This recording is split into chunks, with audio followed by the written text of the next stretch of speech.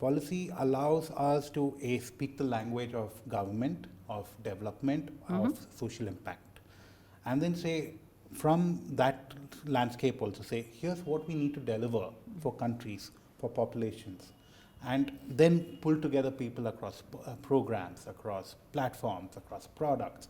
Say, how do we orchestrate this to make this happen? Now that's the initial part of what policy does. But if you really think about the transformations that have happened, say, even in the corporate sector, we've seen over the past 40 years, the absorption of technology across multiple sectors has led to an acceleration in the ability of the private sector to deliver. Right. We need that in government. We need policy to be agile, executable, visible.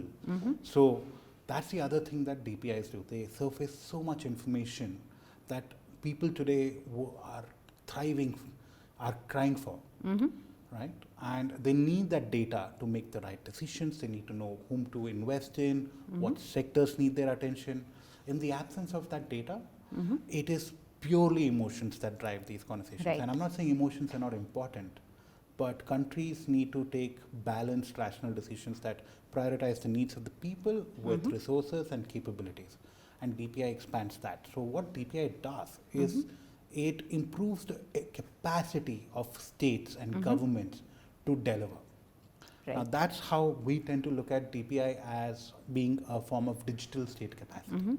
Of course, there is capacity building that we need to do on how do you implement technology and how do you leverage it. Right. But the magic happens once it's absorbed and everyone's in that sense digitally native. Then the digital way of doing things makes execution much faster. And that means that every single taxpayer rupee delivers that much more in terms of impact on the ground. That's the magic of policy.